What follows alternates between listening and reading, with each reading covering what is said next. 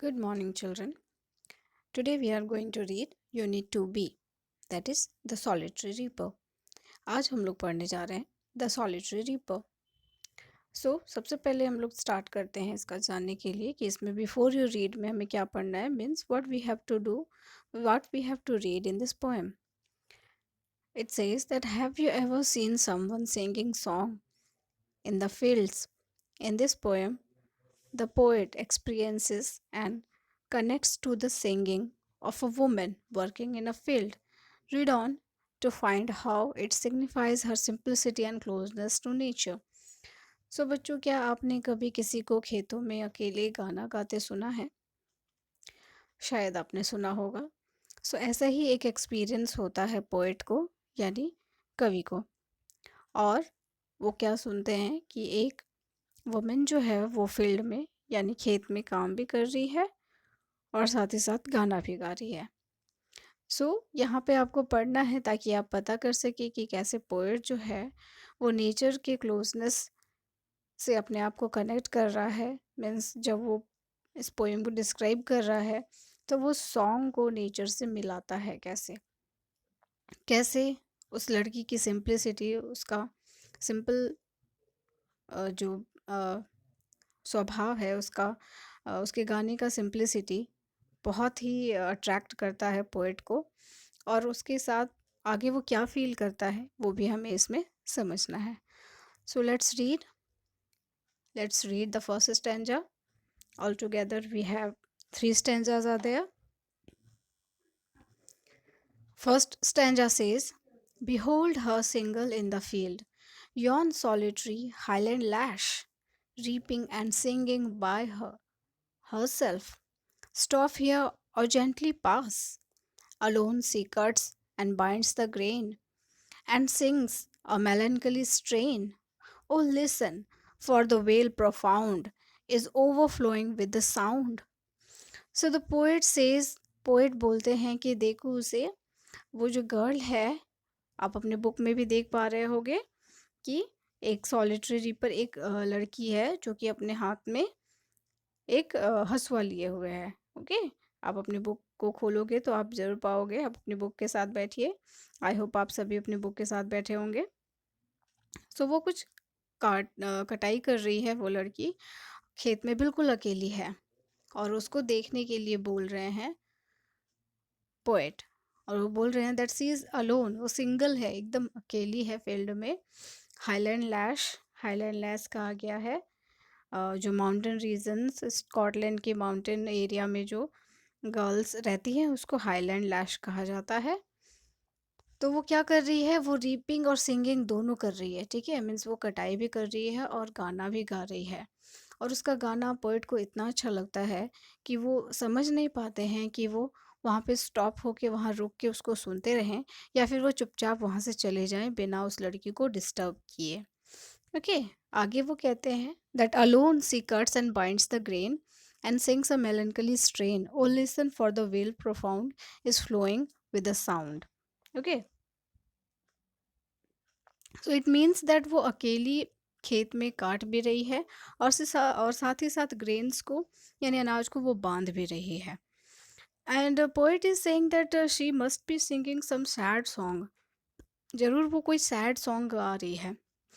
तो ऐसा लग रहा है कि वो पूरे के पूरे डीप वैली में यानी वेल परफॉर्मेंस डीप वैली गहरी घाटी उसका जो गाना है वो गहरी घाटी से ओवरफ्लो हो रहा है. ठीक है, मीन्स पूरी घाटी में वो बह रहा है उसका सॉन्ग. और वो इतना अच्छा है कि पोएट वहाँ से जाने नहीं पा रहे हैं. ठीक है, वो वहाँ से जा ही नहीं पा रहे हैं. उसकी आवाज़ ने, उसके गाने ने पोएट को बांध के रखा हुआ है. आगे बढ़ते हैं हम लोग. Let's find out what is happening in second stanza. Here we have and it says, yes, will no one tell me what she sings? Perhaps the plaintive numbers flow for old unhappy, far off things and battles long ago. Or is it some more humble lay, familiar matter today, familiar matter of today. Some natural sorrow, loss, or pain that has been and may be again. So अब वो क्या कह रहे हैं कि कोई मुझे बताएगा कि वो क्या गा रही है।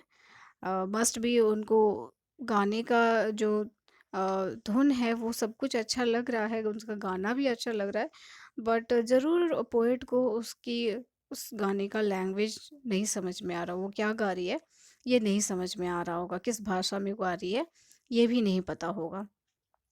लेकिन वो ऐसा गेस कर रहे हैं, ऐसा वो अंदाज़ा लगा रहे हैं कि ज़रूर ये जो सैड म्यूज़िक है, that is plaintiff numbers, means ये जो सैड म्यूज़िक बहुत दुख भरी जो गीत है वो गा रही है वो, लेकिन किसी अनहैप्पी थिंग के लिए, बहुत बहुत कोई दुख वाली बात, किसी का शायद डेथ हो गया हो, या फिर कोई बहुत बड़ी घटना, या फिर बहुत बड़ा नुकसान, कोई दर्द जिसको कि वो महसूस कर रही है, और उस दर्द को वो अपने गाने से बाहर निकाल रही है।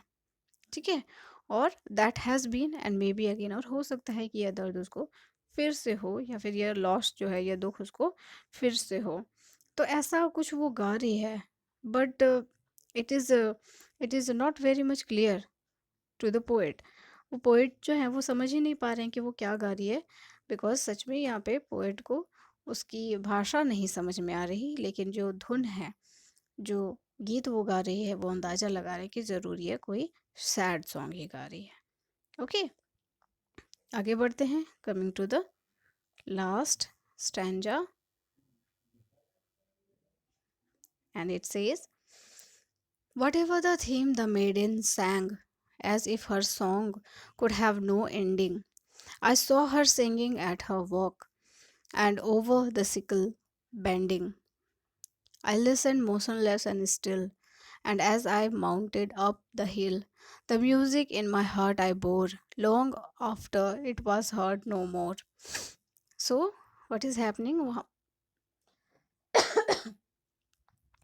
पोएट सेज, पोएट बोल रहे हैं कि जो भी थीम हो, जिस किसी भी चीज़ पे ये लड़की गा रही हो, लेकिन उसका गाना इतना अच्छा है, चाहे वो लड़की कैसे भी गा रही हो, वो कटाई करते हुए, कभी वो झुक के गा रही है, कभी खड़े होके गा रही है, इतना अच्छा उसका सॉन्ग है कि मुझे लग रहा है कि काश ये गाना का अंत कभी ना हो, इस गाने का अंत कभी ना हो, इसका गीत जो है वो हमेशा ही बजते रहे, गाते रहे।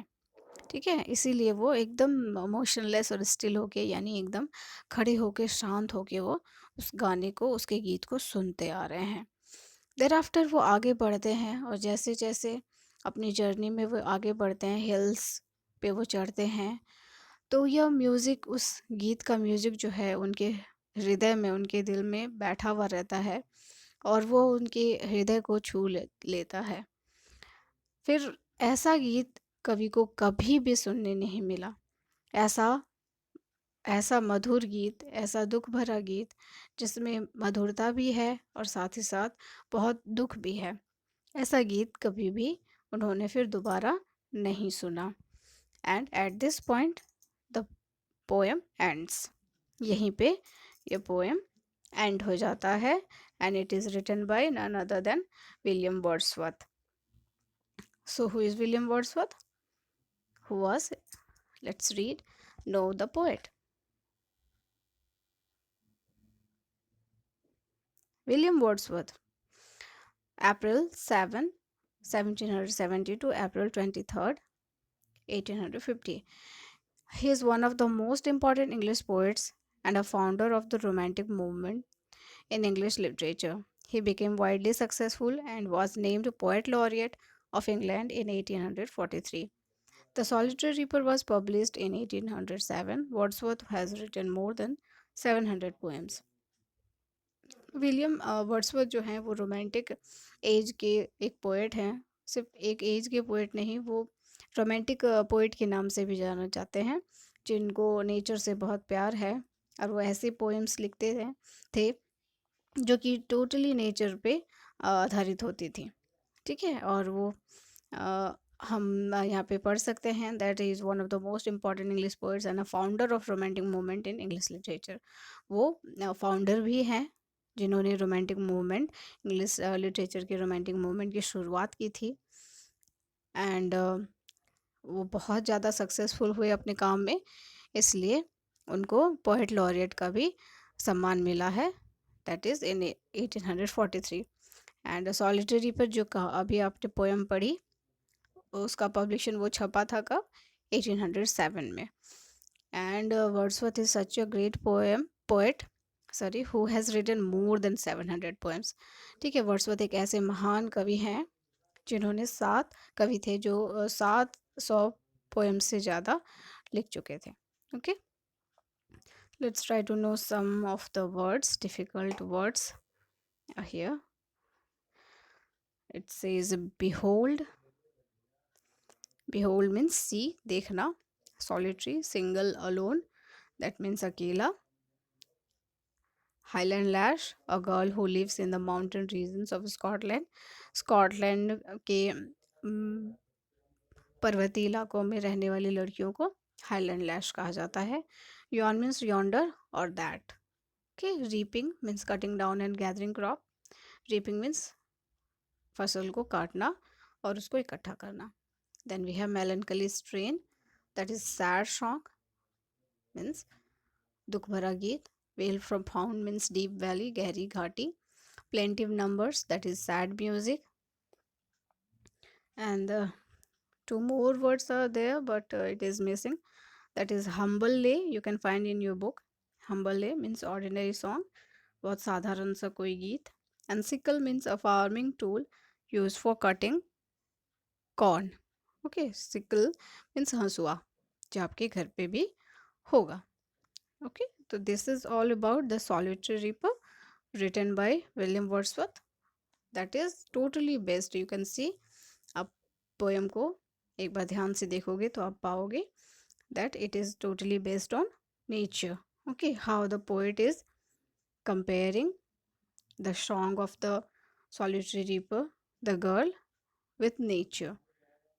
Okay, like her song is overflowing through the valley. Okay, so this is all about the poem. I hope आप समझ गए होंगे. Thank you.